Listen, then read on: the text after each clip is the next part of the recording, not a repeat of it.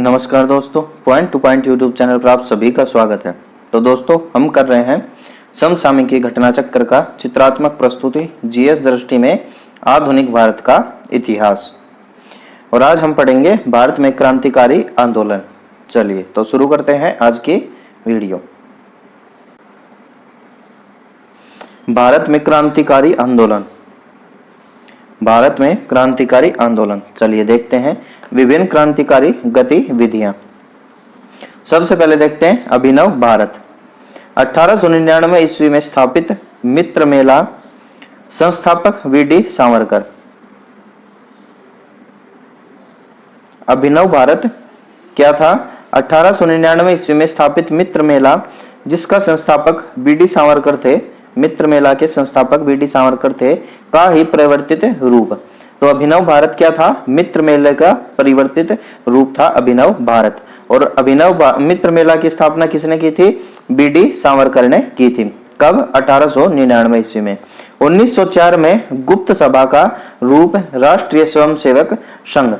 तो 1904 ईस्वी में स्थापित गुप्त सभा का रूप बदलकर क्या बन गया? राष्ट्रीय स्वयंसेवक संघ आरएसएस बन गया।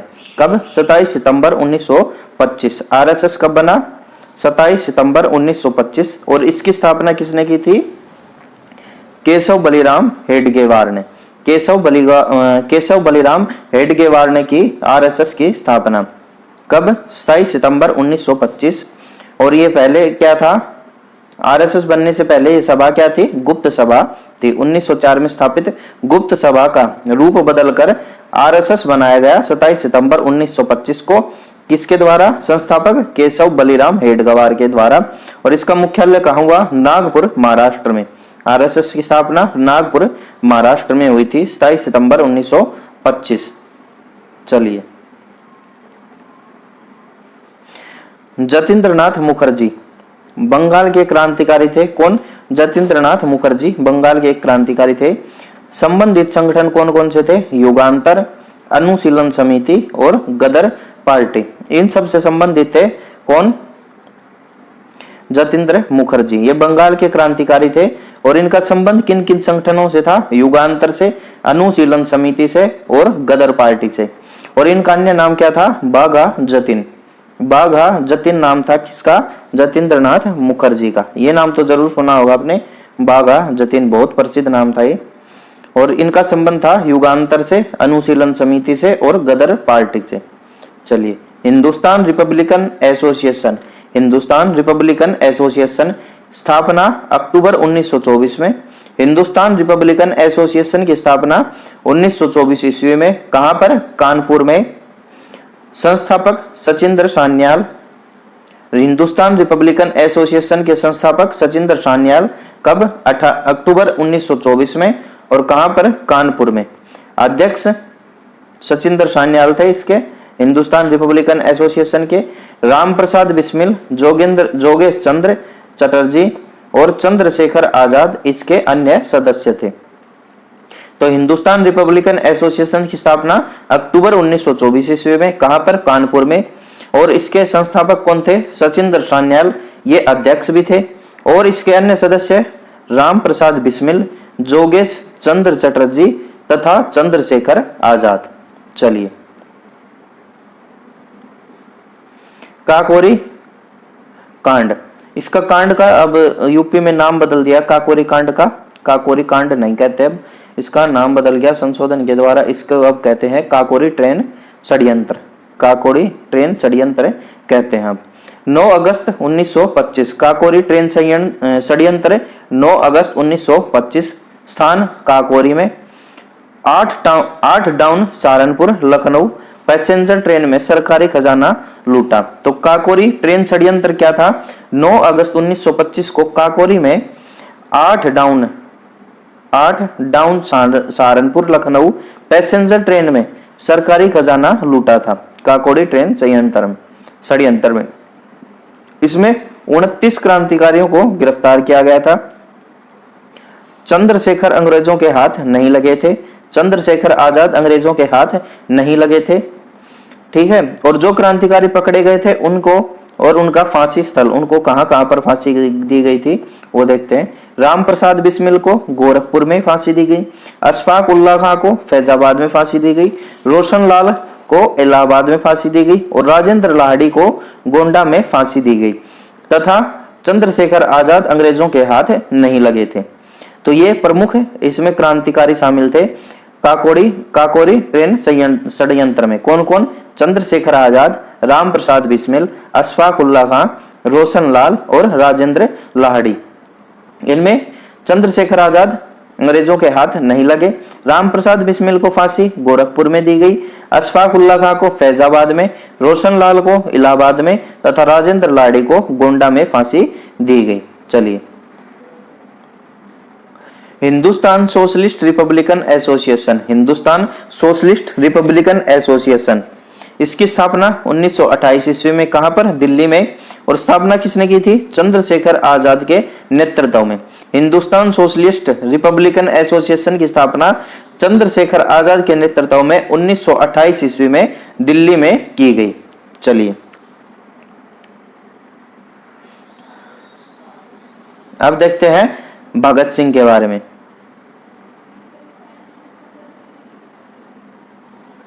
भगत सिंह, भारत देश की आन बान शान भगत सिंह। दिसंबर 1928 सैंडर्स की हत्या की। किसने? भगत सिंह ने दिसंबर 1928 में सैंडर्स की हत्या कर दी। 8 अप्रैल 1929 बट्टू केशवर दत्त के साथ केंद्रीय विधानसभा में बम फेंका। तो 8 अप्रैल 1929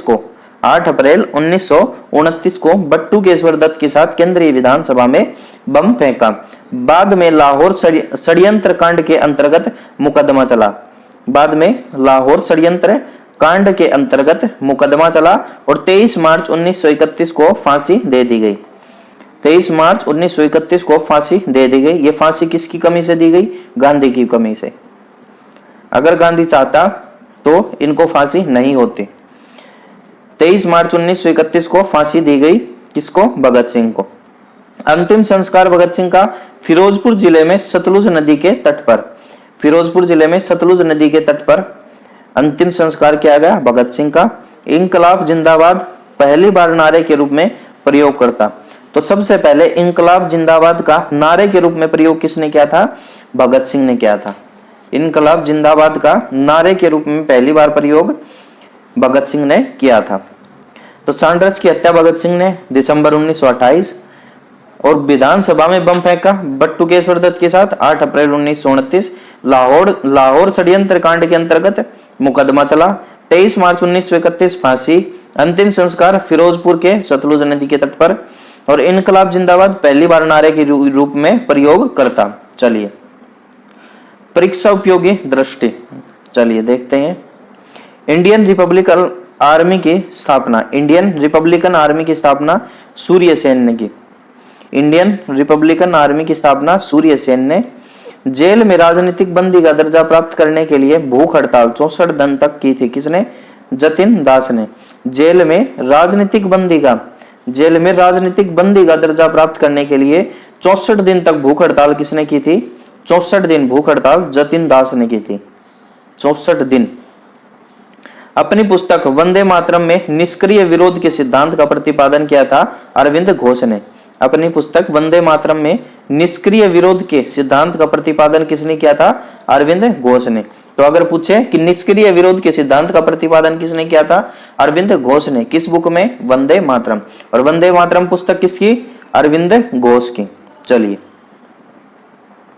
फॉरवर्ड ब्लॉक की स्थापना सुभाष चंद्र बोस ने। कब? 1939 में।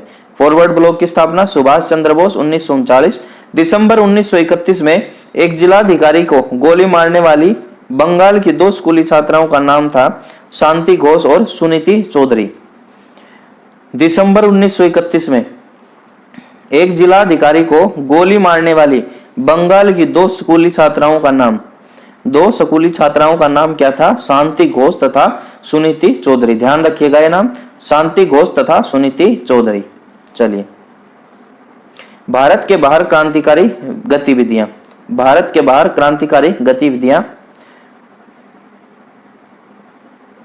श्यामजी कृष्ण वर्मा फरवरी 1905 इंडियन होम रूल सोसाइटी की स्थापना लंदन में।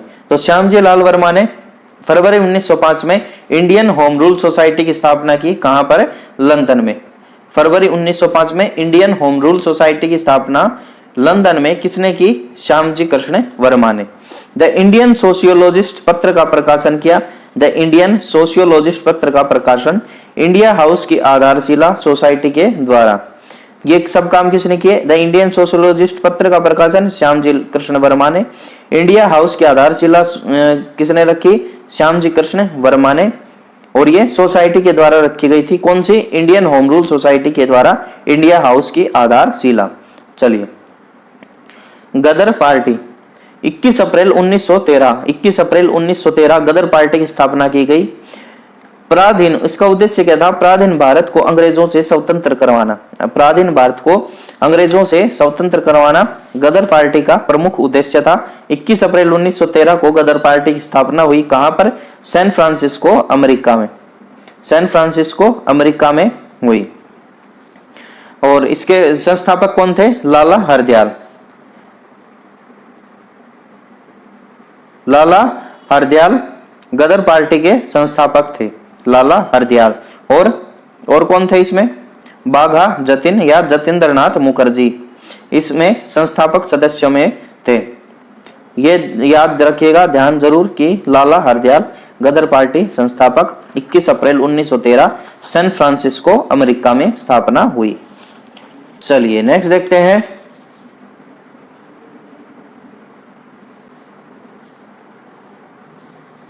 Hindustan association of the Pacific coast. Hindustan association of the Pacific coast स्थापना 1913 ईस्वी में। स्थापना 1913 ईस्वी में। संस्थापक सोहन सिंह भागना। संस्थापक कौन थे? सोहन सिंह भागना। गदर नामक अखबार निकालने के कारण इसका नाम भी गदर पार्टी। गदर नामक अखबार निकालने के कारण इसका नाम भी गदर पार्टी हो गया। पथ प्रदर्शक लाला हरदयाल। तो Hindustan association of the Pacific coast, इसका अन्य नाम गदर पार्टी। क्यों? क्योंकि इसने गदर नामक अखबार निकाला था। इसकी स्थापना Hindustan association of the Pacific coast की स्थापना 1913 में। संस्थापक सोहन सिंह भागना। सोहन सिंह भागना। और पथ प्रदर्शक कौन थे? लाला हरदयाल। चलिए, राजा महेंद्र प्रताप। राजा महेंद्र प्रताप बरकतुल्लाह के साथ वर्ष 1915 काबुल में भारत की प्रथम अस्थायी सरकार का गठन। तो बरकतुल्लाह के साथ 1915 ईस्वी में काबुल में भारत की प्रथम अस्थायी सरकार का गठन किसने किया था? राजा महेंद्र प्रताप ने। राजा महेंद्र प्रताप ने 1915 में काबुल में भारत की प्रथम अस्थायी सरकार का गठन किया था। स्वयं राजा महेंद्र प्रताप राष्ट्रपति और बरकतुल्लाह प्रधानमंत्री था। राजा महेंद्र प्रताप इस सरकार के राष्ट्रपति थे तथा बरकतुल्लाह प्रधानमंत्री थे। चलिए, मैडम भीकाजी रुस्तम कामा। मैडम भीकाजी रुस्तम कामा। चलिए देखते हैं।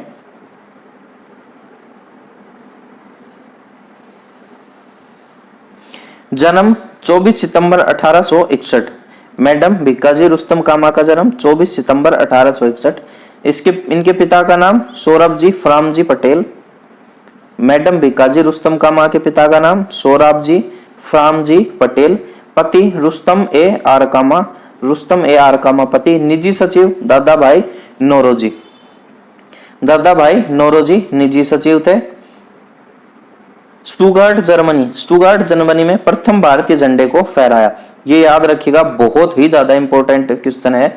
भारत के बाहर प्रथम भारतीय झंडे को किसने और कहां पर लहराया था? तो स्टुगार्ट जर्मनी में मैडम भीकाजी रुस्तम कामा ने प्रथम भारतीय झंडे को फहराया था। कहां पर? स्टुगार्ट जर्मनी में मैडम भीकाजी कामा ने। अन्य नाम भारतीय क्रांति की मां। तो भारतीय क्रांति की मां किसे कहा जाता है? मैडम भीकाजी कामा को। भारतीय क्रांति की मां मैडम भीकाजी कामा। चलिए, प्रथम भारतीय झंडे का डिजाइन। प्रथम भारतीय झंडे का डिजाइन भीकाजी कामा, बीडी सावरकर, श्यामजी कृष्ण वर्मा। संयुक्त रूप से तैयार किया था। तो प्रथम भारतीय झंडे का डिजाइन किसने तैयार किया था? भीकाजी कामा, बीडी सावरकर तथा श्यामजी कृष्ण वर्मा ने, इन तीनों ने मिलकर तैयार किया था प्रथम भारतीय झंडे का डिजाइन। भीकाजी कामा, बीडी सावरकर, श्यामजी कृष्ण वर्मा, तीनों ने मिलकर किया था प्रथम भारतीय झंडे का डिजाइन तैयार। चलिए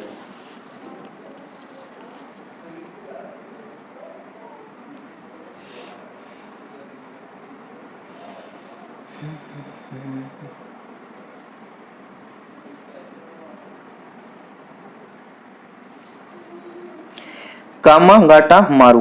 कामागाटा मारू हांगकांग से कनाडा की यात्रा पर निकला जलपोत। हांगकांग से कनाडा की यात्रा पर निकला जलपोत कौन सा था? कामागाटा मारू। भारत के गुरदीप सिंह ने किराए पर लेकर 376 यात्रियों को बिठाया।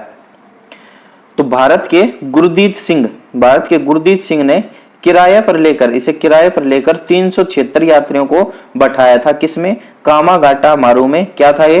हांगकांग से कनाडा की यात्रा पर निकला जलपोत था। चलिए, कनाडाई पुलिस ने देश में प्रवेश करने से रोका। कनाडाई पुलिस ने इसे देश में प्रवेश करने से रोका था। किसको? कामागाटा मारू को, जो हांगकांग से कनाडा की यात्रा पर निकला था। शोर कमेटी यात्रियों के अधिकारों की लड़ाई लड़ने हेतु कौन सी कमेटी बनाई गई थी? शोर कमेटी बनाई गई थी, जिसमें कौन कौन था? हुसैन रहीम, बलवंत सिंह, सोहनलाल पाठक। हुसैन रहीम, बलवंत सिंह, सोहनलाल पाठक, ये थे शोर कमेटी में। शोर कमेटी किसके लिए बनी थी? कामागाटा मारू के 376 यात्रियों को, जिन्हें कनाडाई पुलिस ने देश में प्रवेश करने से रोक दिया था, उनके अधिकारों की लड़ाई लड़ने हेतु बनी थी शोर कमेटी। और इसके सदस्य कौन थे? हुसैन रहीम, बलवंत सिंह और सोहनलाल पाठक। चलिए,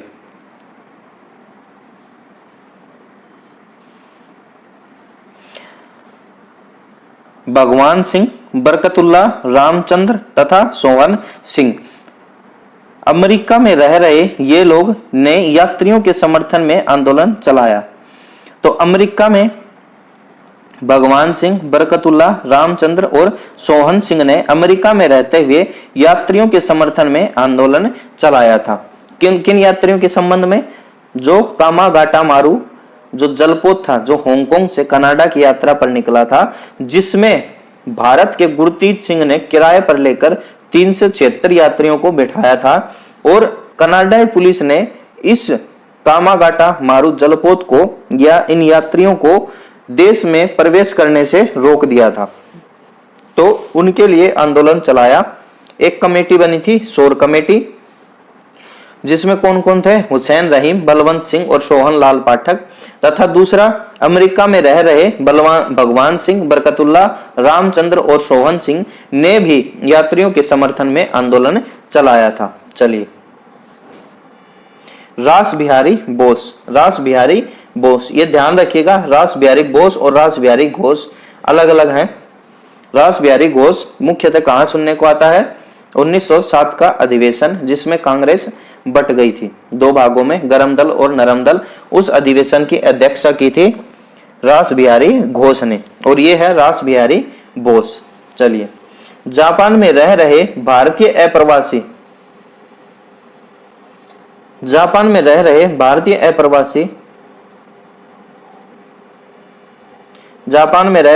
अप्रवासी रास बिहारी बोस 28 से 30 मार्च 1942 टोक्यो में भारतीयों के एक सम्मेलन का आयोजन किया था। 14 से 23 जून बैंकॉक सम्मेलन में भाग लिया। सुभाष चंद्र बोस को निमंत्रण दिया। इंडियन इंडिपेंडेंस लीग की स्थापना की। तो चलिए जानते हैं रास बिहारी बोस के बारे में। जापान में रह रहे भारतीय अप्रवासी, ये जापान में रहने वाले भारतीय अप्रवासी थे। 28 से 30 मार्च 1942 में टोक्यो में भारतीयों के लिए सम्मेलन का आयोजन किया था। तो 28 से 30 मार्च 1942 टोक्यो में भारतीयों के लिए सम्मेलन का आयोजन करने वाले कौन थे? रास बिहारी बोस। 14 से 23 जून बैंकॉक सम्मेलन का आयोजन किया। सुभाष चंद्र बोस को निमंत्रण दिया बैंकॉक सम्मेलन के लिए और इंडियन इंडिपेंडेंस लीग की स्थापना की। इंडियन इंडिपेंडेंस लीग की स्थापना किसने की? रास बिहारी बोस ने। चलिए नेक्स्ट देखते हैं, बंगाल विभाजन तथा स्वदेशी आंदोलन। बंगाल विभाजन तथा स्वदेशी आंदोलन। चलिए बंगाल विभाजन देखते हैं।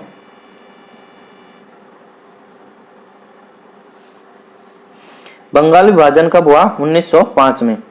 वायसराय कौन था? करजन था। चलिए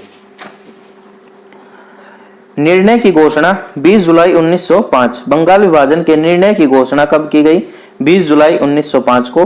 और यह प्रभावी कब हुआ? 16 अक्टूबर 1905 को। शोक दिवस 16 अक्टूबर 1905 को पूरे बंगाल में।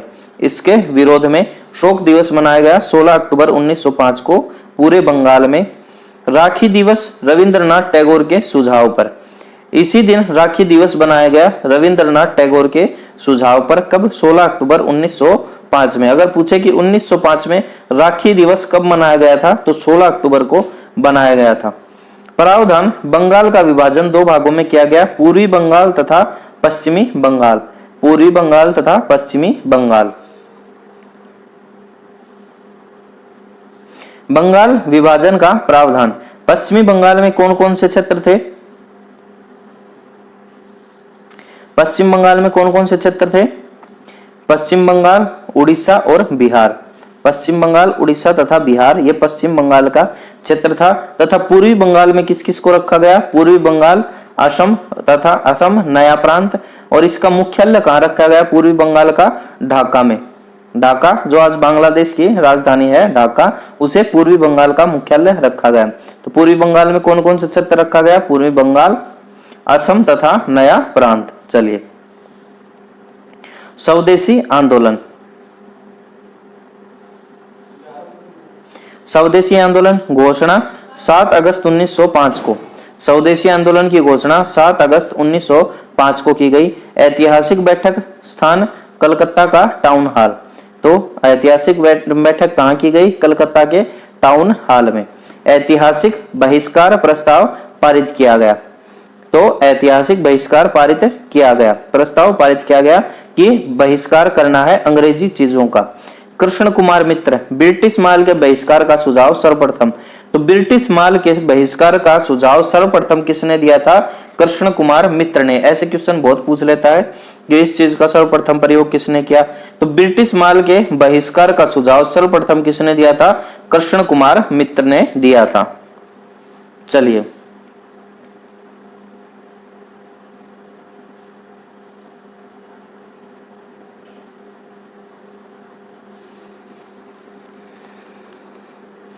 नेतृत्व स्वदेशी आंदोलन का लोकमान्य तिलक पूरे देश में, विशेषकर बंबई और पुणे में। पूरे देश में लोकमान्य तिलक ने।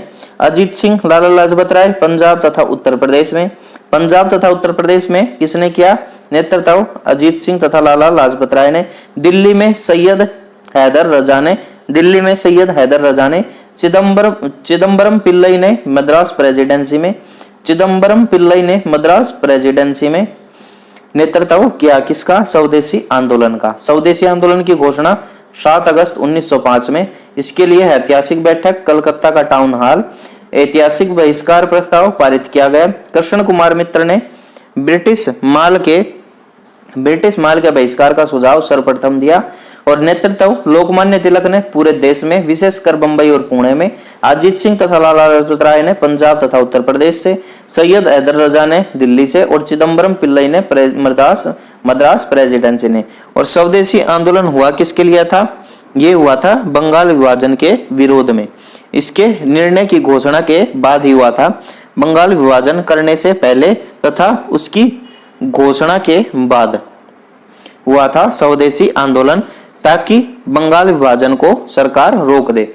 पर सरकार का इस पर कोई असर नहीं पड़ा तथा 16 अक्टूबर 1905 को बंगाल विभाजन कर दिया गया। चलिए नेक्स्ट देखते हैं, स्वदेश बांधव समिति। स्वदेश बांधव समिति अश्विनी कुमार दत्त संस्थापक। ये स्वदेशी आंदोलन से संबंधित थी। स्वदेश बांधव समिति संस्थापक अश्विनी कुमार दत्त। महिलाओं की सक्रिय भागीदारी आंदोलन की सबसे बड़ी विशेषता। स्वदेशी आंदोलन की सबसे बड़ी विशेषता क्या थी? महिलाओं ने इसमें बढ़ चढ़कर भाग लिया था। किसान, बहुसंख्य मुस्लिम समुदाय आंदोलन से अलग रहे। किसान तथा मुस्लिम समुदाय इस आंदोलन से दूर रहे, ये तो कभी मिलके चले ही नहीं। किसान, बहुसंख्यक मुस्लिम समुदाय आंदोलन से अलग रहे। वंदे मातरम, वंदे मातरम भारतीय राष्ट्रीय आंदोलन का शीर्षक गीत बना। तो वंदे मातरम स्वदेशी आंदोलन या भारतीय राष्ट्रीय आंदोलन का शीर्षक गीत बना। ब्रिटिश पत्रकार H.W. नेविल्सन का जुड़ाव। इस आंदोलन से कौन जुड़ गया? ब्रिटिश पत्रकार H.W. नेविल्सन स्वदेशी आंदोलन से जुड़ा। रविंद्रनाथ टैगोर इस आंदोलन के आलोचक थे। तो रविंद्रनाथ टैगोर ने इस आंदोलन की आलोचना की थी। किसकी? स्वदेशी आंदोलन की। अगर क्वेश्चन पूछे कि स्वदेशी आंदोलन की आलोचना किसने की? रविंद्रनाथ टैगोर ने। और किसने भाग नहीं लिया? तो किसान तथा मुस्लिम समुदाय ने आंदोलन में भाग नहीं लिया। चलिए, महत्वपूर्ण तथ्य। Indian society of oriental art की स्थापना की गई अवनींद्रनाथ तथा गगनेंद्रनाथ टैगोर द्वारा।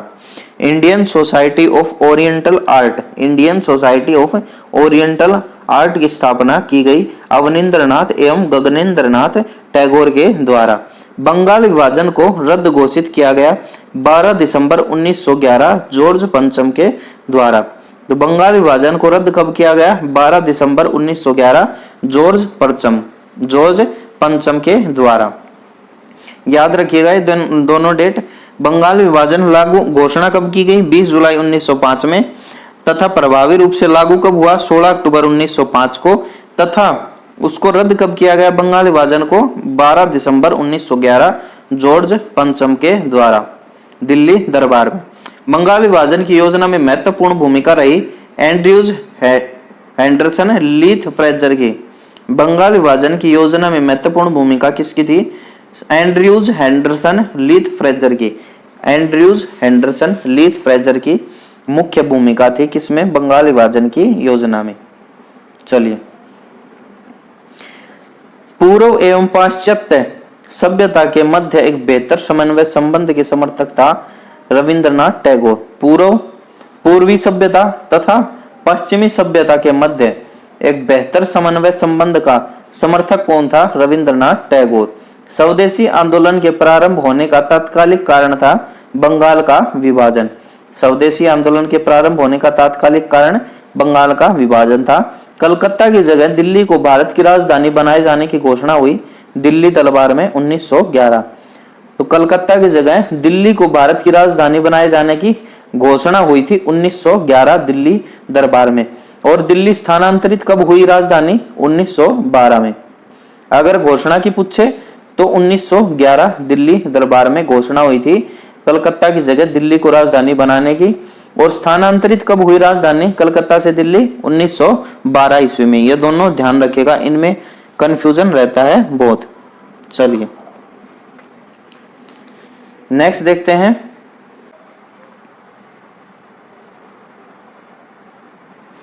कांग्रेस अधिवेशन। कांग्रेस अधिवेशन बनारस 1905 में। 1905 में कांग्रेस अधिवेशन कहाँ हुआ था? बनारस में हुआ था। अध्यक्षता किसने की थी? गोपाल कृष्ण गोखले ने की थी। बनारस अधिवेशन 1905 की अध्यक्षता किसने की थी? गोपाल कृष्ण गोखले ने की थी। चर्चा सेल्फ रूल प्रस्ताव पर। तो 1905 बनारस अधिवेशन में किस चीज पर चर्चा हुई थी? सेल्फ रूल प्रस्ताव पर। सेल्फ रूल प्रस्ताव पर। कलकत्ता 1906 अध्यक्ष दादा भाई नौरोजी। पारित प्रस्ताव स्वराज, स्वदेशी और बहिष्कार तथा राष्ट्रीय शिक्षा संबंधित। 1906 में कहां पर हुआ था कांग्रेस का अधिवेशन? कलकत्ता में। अध्यक्षता दादा भाई नौरोजी ने की। और इसमें कौन सा प्रस्ताव पारित हुआ? स्वराज का, स्वदेशी का, बहिष्कार का तथा राष्ट्रीय शिक्षा संबंधी। सूरत अधिवेशन 1907 में अध्यक्ष रास बिहारी घोष। उदारवादियों तथा अतिवादियों के अध्यक्ष पद को लेकर विवाद।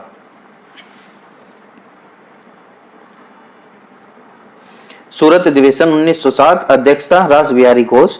उदारवादियों तथा अतिवादियों में अध्यक्ष पद को लेकर विवाद हुआ तथा परिणाम क्या हुआ? कांग्रेस का विभाजन नरम दल तथा गरम दल में। चलिए, दादा भाई नौरोजी भारत के व्योमवृद्ध नेता, grand old man of India. बहुत बार पूछा गया है ये, grand old man of India किसे कहते हैं? दादा भाई नौरोजी को। उदारवादी दल की ओर से फिन्सबरी से ब्रिटिश संसद के सदस्य चुने जाने वाले पहले भारतीय कौन थे? दादा भाई नौरोजी। तो इंग्लैंड की संसद में चुने जाने वाले पहले भारतीय कौन थे? दादा भाई नौरोजी। और ये कहां से चुने गए थे? फिन्सबरी से चुने गए थे। ब्रिटिश संसद में चुने जाने वाले पहले भारतीय दादा भाई नौरोजी। 1886 ईस्वी, 1893 एवं 1906 में कांग्रेस अध्यक्ष। 1896, 1893 तथा 1906 में कांग्रेस के अध्यक्ष। 3 बार कांग्रेस के अध्यक्ष रहे कौन? दादा भाई नौरोजी। 1886, 1893 तथा 1906। गुजराती पत्रिका की शुरुआत राष्ट्र गोफ्तार। तो राष्ट्र गोफ्तार की शुरुआत किसने की थी? दादा भाई नौरोजी ने। और यह है एक गुजराती पत्रिका थी। गोखले का कथन क्या था? गोखले का कथन, यदि मनुष्य में कहीं देवत्व है तो वह दादा भाई में है। गोखले का कथन क्या था दादा भाई के लिए? यदि मनुष्य में कहीं देवत्व है तो वह दादा भाई में है। ये कहा था गोखले ने। चलिए, मार्ले मिंटो सुधार। मार्ले मिंटो सुधार।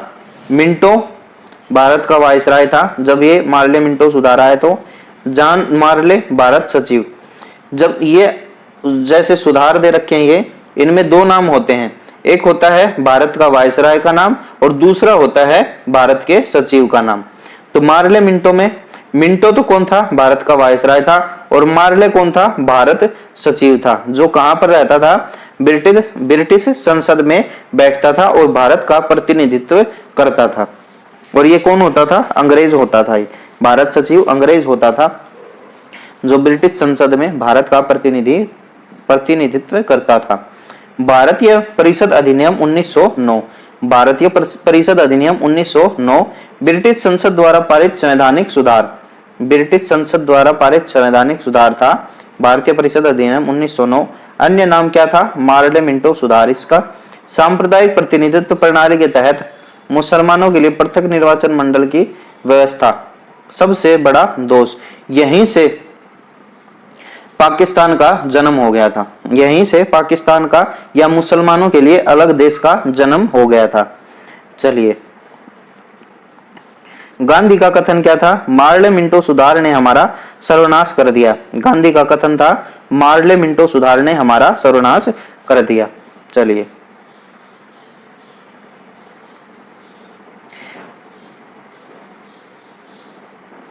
मुस्लिम लीग। मुस्लिम लीग देखते हैं। गठन का प्रस्ताव दिसंबर 1906 में ढाका के नवाब सलीमुल्लाह खां द्वारा। तो मुस्लिम लीग के गठन का प्रस्ताव किसने दिया था? सलीमुल्लाह खां ने 1906 में। ये कौन था? ढाका का नवाब था। मुख्यालय लखनऊ में। मुस्लिम लीग का मुख्यालय लखनऊ में था। और मुस्लिम लीग का प्रथम अध्यक्ष कौन था? आगा खां। मुस्लिम लीग का प्रथम अध्यक्ष था आगा खां। मुस्लिम लीग का उद्देश्य क्या था? इसका उद्देश्य था ब्रिटिश सरकार के प्रति मुसलमानों में निष्ठा बढ़ाना, अन्य संप्रदायों के प्रति कटुता की भावना को बढ़ने से रोकना, मुसलमानों के राजनीतिक अधिकारों की रक्षा करना। अधिवेशन, मुस्लिम लीग का अधिवेशन 1907 कराची में, 1908 में अमृतसर में। मुसलमानों के लिए पृथक निर्वाचक मंडल की मांग। तो मुसलमानों के लिए पृथक निर्वाचक मंडल की मांग कहां पर की गई थी? 1908 ईस्वी में अमृतसर के मुस्लिम लीग के अधिवेशन में की गई थी।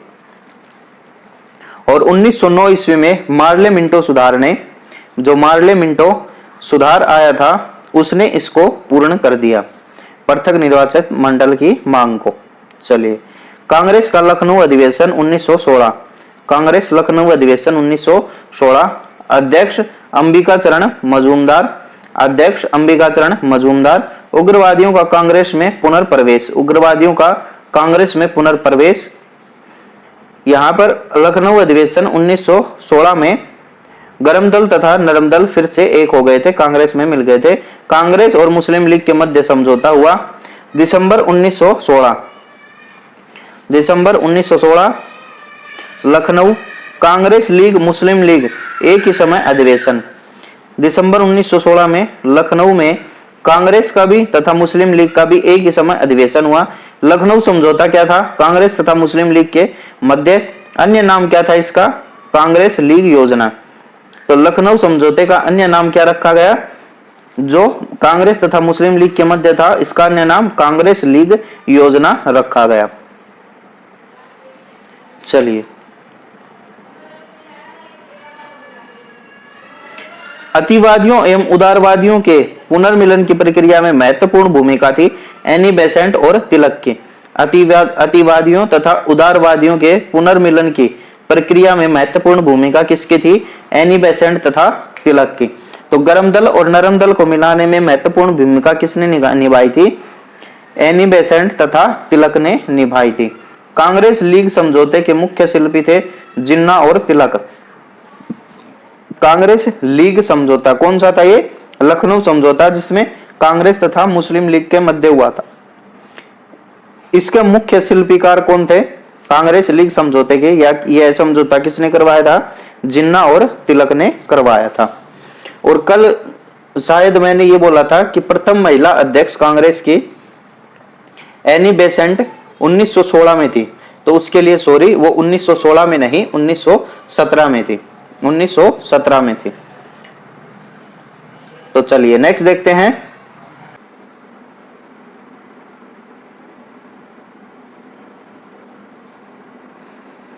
चलिए अब देखते हैं होम रूल लीग आंदोलन। होम रूल लीग आंदोलन, तिलक की होम रूल लीग। तिलक की होम रूल लीग दो थी, एक तिलक की होम रूल लीग, बाल गंगाधर तिलक की होम रूल लीग, तथा दूसरी थी एनी बेसेंट की होम रूल लीग। पहले पढ़ते हैं बाल गंगाधर तिलक की होम रूल लीग।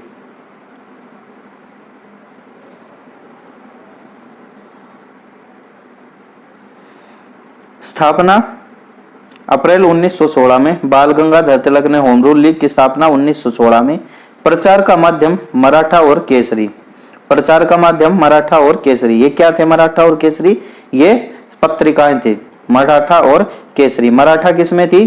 अंग्रेजी में। और केसरी किसमें थी? मराठी में। ध्यान रखिएगा, ये मराठा को मराठी में मत कर देना। मराठा थी अंग्रेजी में और केसरी थी मराठी में। ये थी तिलक की दो पत्रिकाएं, मराठा तथा केसरी। प्रथम अध्यक्ष Joseph Baptista. Home rule league, Tilak की होम रूल लीग के प्रथम अध्यक्ष कौन थे? Joseph Batista. ये बटिस्टा याद कर लो, WWE वाला। जोसेफ बप्टिस्टा ये थे होम रूल लीग के प्रथम अध्यक्ष। सचिव NC Kelkar. Home rule league, Tilak की होम रूल लीग के प्रथम सचिव NC केलकर। और कार्य क्षेत्र कौन सा था? कर्नाटक, महाराष्ट्र, बंबई को छोड़कर मध्य प्रांत एवं बरार। महाराष्ट्र में बंबई को छोड़कर महाराष्ट्र पूरा और मध्य प्रांत तथा बरार। कर्नाटक, महाराष्ट्र, बंबई को छोड़कर तथा मध्य प्रांत एवं बरार, ये थे तिलक की होम रूल लीग का कार्य क्षेत्र। चलिए अब देखते हैं एनी बेसेंट की होम रूल लीग। इसकी स्थापना सितंबर 1916 में। Any Besant home rule league की स्थापना सितंबर 1916 में और तिलक की होम रूल लीग की स्थापना अप्रैल 1916 में। प्रचार का माध्यम कॉमनवेल्थ तथा न्यू इंडिया। ये एनी बेसेंट की पत्रिकाएं थी, कॉमनवेल्थ तथा न्यू इंडिया। और तिलक की होम रूल लीग के प्रचार का माध्यम क्या था? मराठा तथा केसरी। सचिव George Arundale. Any Besant home rule league का सचिव जॉर्ज अरुणडेल। और कार्य क्षेत्र कौन सा था? तिलक के होम रूल लीग के अंतर्गत आने वाले क्षेत्रों को छोड़कर देश के अन्य क्षेत्र। तो जो तिलक के होम रूल लीग के क्षेत्र थे उनको छोड़कर देश के अन्य सभी क्षेत्रों में कार्य क्षेत्र था एनी बेसेंट की होम रूल लीग का। तो तिलक की होम रूल लीग अप्रैल 1916 में स्थापना। प्रचार का माध्यम मराठा तथा केसरी। प्रथम अध्यक्ष जोसेफ बैप्टिस्टा। सचिव NC केलकर, कार्य क्षेत्र कर्नाटक, महाराष्ट्र, बंबई को छोड़कर तथा मध्य प्रांत एवं Berar. Annie Besant, home rule league, सितंबर 1916। और प्रचार का माध्यम कॉमनवेल्थ तथा न्यू इंडिया। और सचिव जॉर्ज अरुंडेल। और कार्य क्षेत्र बचा हुआ पूरा भारत। चलिए, महत्वपूर्ण तथ्य। भारत में होम रूल आंदोलन को सर्वप्रथम एनी बेसेंट ने प्रारंभ किया। तो भारत में होम रूल आंदोलन को सर्वप्रथम किसने प्रारंभ किया? एनी बेसेंट ने प्रारंभ किया। होम रूल लीग की स्थापना सर्वप्रथम बाल गंगाधर तिलक ने की। तो होम रूल लीग की स्थापना सबसे पहले बाल गंगाधर तिलक ने की, लेकिन होम रूल लीग को शुरू सबसे पहले किसने किया? एनी बेसेंट ने। होम रूल आंदोलन की व्याख्या 2 फरवरी 1914 को अपने पत्र कॉमनवेल्थ में एनी बेसेंट ने किया था। तो शुरू करने से 2 साल पहले ही होम रूल आंदोलन के बारे में एनी बेसेंट ने अपने कॉमनवेल्थ में शुरू या व्याख्या कर दी थी। कब? 2 जनवरी 1914 को। चलिए, प्रथम महत्वपूर्ण तथ्य, प्रथम विश्व युद्ध में के दौरान होम रूल लीग आंदोलन भारत में काफी लोकप्रिय रहा। तो 1914 से 1918 के दौरान होम रूल लीग भारत में काफी लोकप्रिय रहा। एनी बेसेंट फैबियन आंदोलन की प्रस्तावक थी। तो एनी बेसेंट फैबियन आंदोलन की भी प्रस्तावक थी। अगर पूछे कि फैबियन आंदोलन की प्रस्तावक कौन? Annie Besant. अप्रैल 1920 में Akhil Bharatiya home rule league ने महात्मा गांधी को अध्यक्ष निर्वाचित किया। तो अप्रैल 1920 में Akhil Bharatiya home rule league ने गांधी को अध्यक्ष निर्वाचित किया और गांधी ने इसका नाम बदलकर स्वराज्य सभा कर दिया। अप्रैल 1920 में Akhil Bharatiya home rule league ने गांधी को अध्यक्ष निर्वाचित किया तथा गांधी ने इसका नाम बदलकर स्वराज्य सभा कर दिया। किसका? Akhil Bharatiya home rule league का। चलिए, गांधी के बारे में जान लेते हैं। गांधी तथा प्रारंभिक आंदोलन। चलिए, परिचय। जन्म तिथि 2 अक्टूबर 1869 और इसी दिन 2 अक्टूबर को जयंती मनाई जाती है गांधी की। और किसकी मनाई जाती है? लाल बहादुर शास्त्री जी की। जन्म स्थान पोरबंदर गुजरात में। पत्नी कस्तूरबा गांधी, पिता करमचंद गांधी, उपनाम कबा गांधी। तो करमचंद गांधी का उपनाम क्या था? कबा गांधी। गांधी की पत्नी कस्तूरबा गांधी। चलिए, गांधी के आरंभिक कार्य। 1894 ईस्वी में नटाल इंडियन कांग्रेस की स्थापना की दक्षिण अफ्रीका में।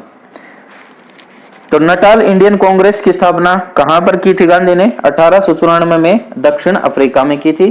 टोल्स्टॉय फार्म की स्थापना, अखबार टोल्स्टॉय फार्म क्या था? अखबार टोल्स्टॉय फार्म की स्थापना की थी गांधी ने। अखबार इंडियन ओपिनियन दक्षिण अफ्रीका में। अखबार कौन सा था? गांधी का इंडियन ओपिनियन। कहां पर चलाया था? दक्षिण अफ्रीका में। 1904 में फिनिक्स आश्रम की स्थापना की। कहां पर? डरबन दक्षिण अफ्रीका में। 1904 में फिनिक्स आश्रम की स्थापना की डरबन दक्षिण अफ्रीका में। 1915 में सत्याग्रह आश्रम की स्थापना अहमदाबाद में। 1915 में सत्याग्रह आश्रम की स्थापना की। कहां? अहमदाबाद में। फिर से देख लेते हैं, इंपॉर्टेंट है ये। 1894 में नटाल इंडियन कांग्रेस की स्थापना की दक्षिण अफ्रीका में। टोल्स्टॉय फार्म की स्थापना की, ये भी दक्षिण अफ्रीका में। अखबार निकाला इंडियन ओपिनियन दक्षिण अफ्रीका में। 1904 में फिनिक्स आश्रम की स्थापना डरबन दक्षिण अफ्रीका में। 1915 में सत्याग्रह आश्रम की स्थापना अहमदाबाद में। ये याद रखिएगा, फिनिक्स आश्रम 1904 फिनिक्स आश्रम दक्षिण अफ्रीका डरबन में, ध्यान रखिएगा। चलिए नेक्स्ट देखते हैं।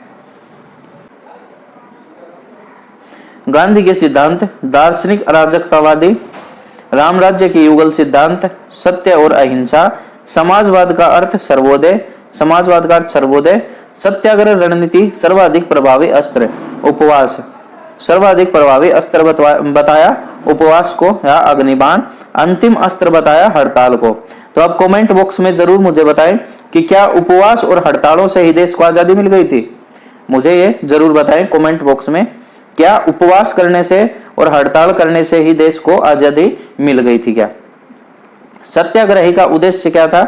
सत्याग्रही का उद्देश्य शत्रु को पराजित करना नहीं था, शत्रु का हृदय परिवर्तन करके उसे अपने अनुकूल बनाना था। यह था सत्याग्रही का उद्देश्य। इच्छा राज्य विहीन समाज की स्थापना, तो गांधी की इच्छा थी राज्य विहीन समाज की स्थापना। निष्क्रिय प्रतिरोध दक्षिण अफ्रीका में, राजनीतिक अस्त्र था। निष्क्रिय प्रतिरोध दक्षिण अफ्रीका में राजनीतिक अस्त्र के रूप में। सत्याग्रह नैतिक शक्ति, सत्य को मानकर किसी वस्तु के लिए आग्रह करना, यह है सत्याग्रह। सत्याग्रह क्या था? नैतिक शक्ति है सत्याग्रह एक, और सत्य को मानकर किसी वस्तु के लिए आग्रह करना, यह है सत्याग्रह। तो आग्रह करने से ही अंग्रेज देश छोड़कर चले गए थे। ठीक है, गांधी ने आग्रह किया और अंग्रेज देश छोड़कर चले गए, और किसी ने कुछ नहीं किया। चलिए, चंपारण सत्याग्रह और प्रसिद्ध कथन। चंपारण सत्याग्रह, गांधी का भारत में पहला सफल सत्याग्रह 1917 बिहार में। चंपारण सत्याग्रह गांधी का भारत में पहला सफल सत्याग्रह था 1917 बिहार में। तो चंपारण सत्याग्रह कब था? 1917 बिहार में। भारत में गांधी का पहला सत्याग्रह। विदेशी वस्त्रों की बर्बादी ही उनके साथ सर्वोत्तम व्यवहार है। देशी वस्तुओं के उत्पाद तथा बिक्री को प्रोत्साहन, प्रसिद्ध कथन था। प्रसिद्ध कथन, ये चंपारण सत्याग्रह से संबंधित था। कौन सा?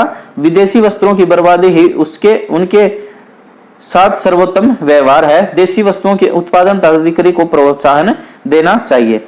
आंदोलन, किसान आंदोलन चंपारण एवं खेड़ा में।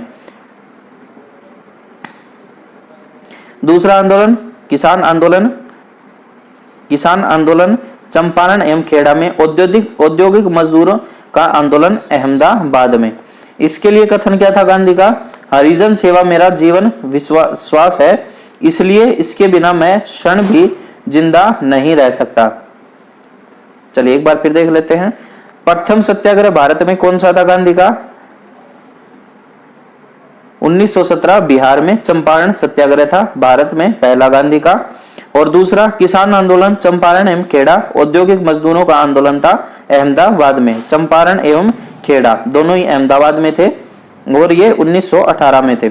और कथन थे गांधी के, विदेशी वस्त्रों की बर्बादी ही उनके साथ सर्वोत्तम व्यवहार है। देशी वस्तुओं के उत्पादन तथा बिक्री को प्रोत्साहन देना होना चाहिए, और हरिजन सेवा मेरा जीवन श्वास है, इसलिए इसके बिना मैं एक क्षण भी जिंदा नहीं रह सकता। ये थे गांधी के कथन।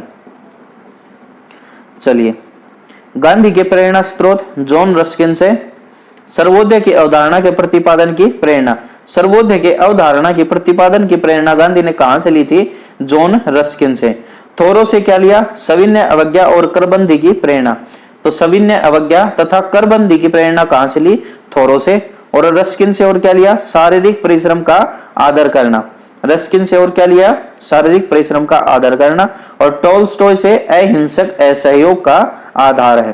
अहिंसक असहयोग का आधार टोल्स्टॉय से लिया। फिर से देखते हैं। जॉन रस्किन से सर्वोदय की अवधारणा के प्रतिपादन की प्रेरणा, शारीरिक परिश्रम का आदर करना, ये रस्किन से।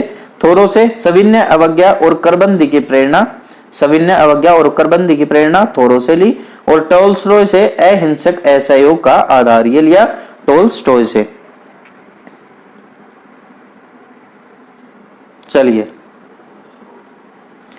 गांधी से संबंधित महत्वपूर्ण तथ्य। आत्मनियंत्रण गांधी द्वारा परिवार नियोजन हेतु सुझाया गया सर्वोत्तम उपाय। आत्मनियंत्रण क्या था? गांधी द्वारा परिवार नियोजन हेतु सुझाया गया सर्वोत्तम उपाय था आत्मनियंत्रण। डरबन दक्षिण अफ्रीका 1893 ईस्वी में दादा अब्दुल्ला का मुकदमा लड़ने गए। तो 1893 में गांधी दक्षिण अफ्रीका डरबन गया, किसके लिए? अब्दुल्ला का मुकदमा लड़ने के लिए। गोपाल कृष्ण गोखले गांधी का राजनीतिक गुरु। गोपाल कृष्ण गोखले गांधी का राजनीतिक गुरु था। वर्ष 1901 में कांग्रेस के कलकत्ता अधिवेशन में, वर्ष 1901 में कांग्रेस के कलकत्ता अधिवेशन में गांधी ने पहली बार भाग लिया था। गांधी ने कांग्रेस के किस अधिवेशन में पहली बार भाग लिया था? कलकत्ता अधिवेशन 1901 में। बंबई विधि कार्यालय की स्थापना, बंबई में विधि कार्यालय की स्थापना किसने की? गांधी ने। 17 जून 1917 सत्याग्रह आश्रम का साबरमती नदी के किनारे स्थानांतरण। तो 17 जून 1917 को सत्याग्रह आश्रम का साबरमती नदी के किनारे स्थानांतरण किया था। सत्ता का विकेंद्रीकरण राजनीति के क्षेत्र में गांधी का सर्वाधिक महत्वपूर्ण सुझाव। सत्ता का विकेंद्रीकरण क्या था? ये गांधी का राजनीति क्षेत्र में सर्वाधिक महत्वपूर्ण सुझाव था सत्ता का विकेंद्रीकरण, सत्ता को एक जगह इकट्ठी करना या एकत्रित करना। श्रम को असाधारण महत्व, श्रम को असाधारण महत्व दिया किसने? गांधी ने। चलिए, परीक्षा उपयोगी दृष्टि। गांधी को सर्वप्रथम राष्ट्रपिता किसने कहा था? सुभाष चंद्र बोस ने।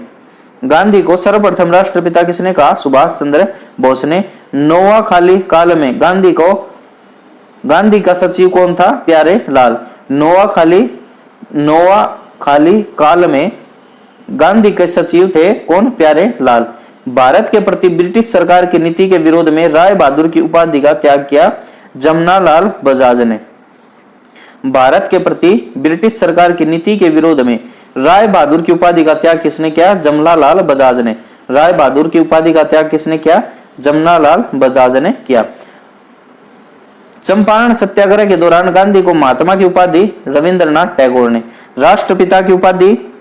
राष्ट्रपिता सर्वप्रथम किसने कहा? सुभाष चंद्र बोस ने। और महात्मा किसने कहा? रविंद्रनाथ टैगोर ने।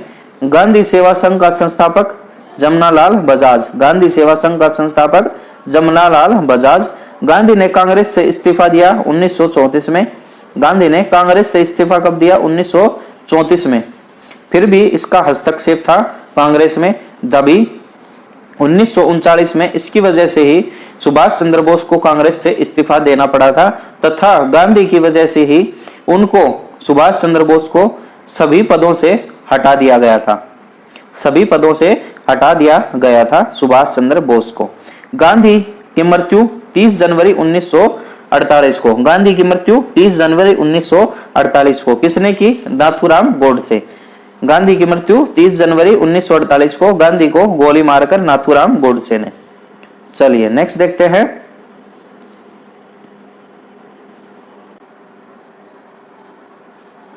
किसान आंदोलन और किसान सभा। किसान आंदोलन और किसान सभा। चलिए अब देखते हैं किसान आंदोलन और किसान सभा। किसान आंदोलन और किसान सभा। यूपी किसान सभा की स्थापना फरवरी 1918 में। संस्थापक कौन थे? इंद्र नारायण द्विवेदी, गौरी शंकर मिश्र, मदन मोहन मालवीय, ये थे यूपी किसान सभा के संस्थापक।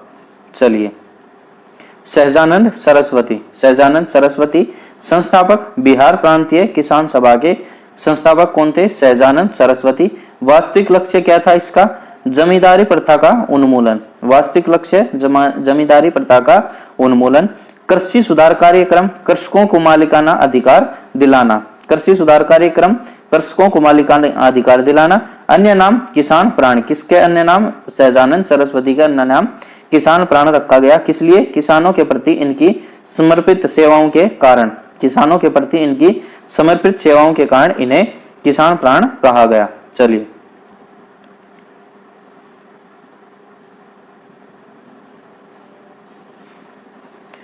अखिल भारतीय किसान कांग्रेस। अखिल भारतीय किसान कांग्रेस की स्थापना 1936 ईस्वी में हुई। अखिल भारतीय किसान कांग्रेस की स्थापना 1936 में।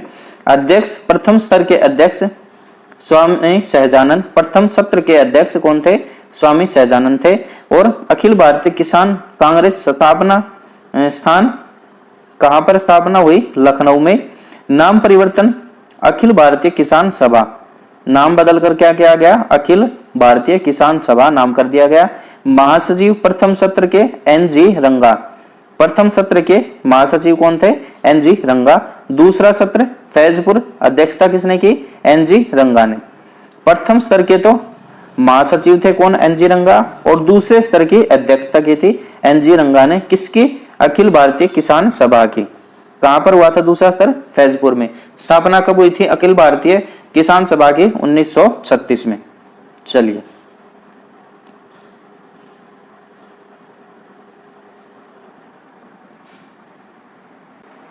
बाबा रामचंद्र महाराष्ट्र के ब्राह्मण परिवार से।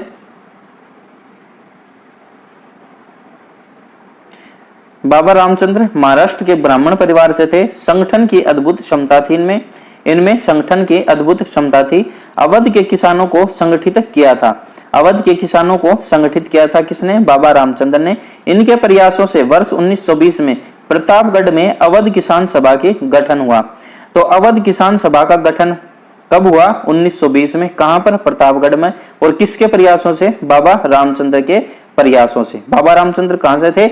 महाराष्ट्र से थे और ब्राह्मण परिवार से थे और संगठन की अद्भुत क्षमता थी बाबा रामचंद्र में और अवध के किसानों को संगठित किया था।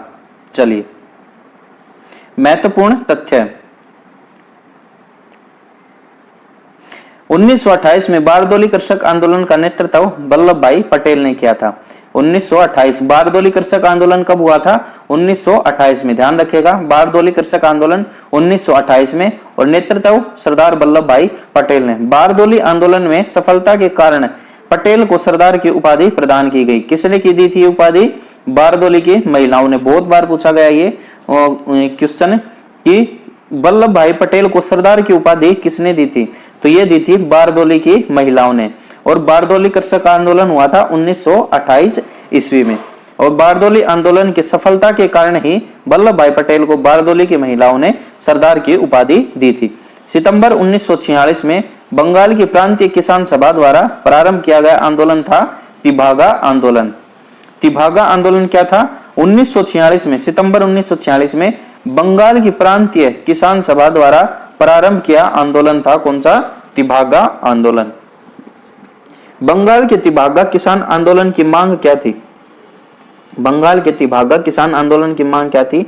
जमींदारों की हिस्सेदारी को फसल के आधे भाग से कम करके 1/3 भाग करना, ये थी तिभागा किसान आंदोलन की मांग। तो तिभागा आंदोलन क्या था? किसानों का एक आंदोलन था और इनकी मांग क्या थी कि जमींदारों की जो हिस्सेदारी है फसल में वो आधे से घटाकर 1/3 कर दी जाए। भूदान आंदोलन का प्रारंभ किया था विनोबा भावे द्वारा। भूदान आंदोलन किसने शुरू किया था? विनोबा भावे ने शुरू किया था भूदान आंदोलन। चलिए नेक्स्ट देखते हैं, एका आंदोलन।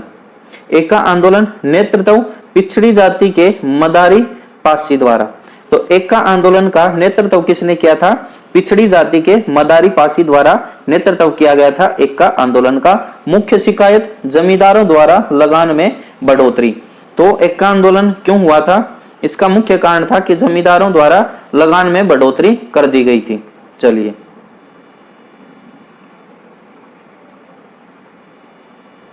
गतिविधि के मुख्य केंद्र, एका आंदोलन की गतिविधि के मुख्य केंद्र हरदोई, बाराबंकी, बहराइच और सीतापुर। मुख्यतः यह उत्तर प्रदेश में था एका आंदोलन। हरदोई, बाराबंकी, बहराइच, सीतापुर। विरोध का मुख्य बिंदु उपज के रूप में लगान वसूलने की प्रथा।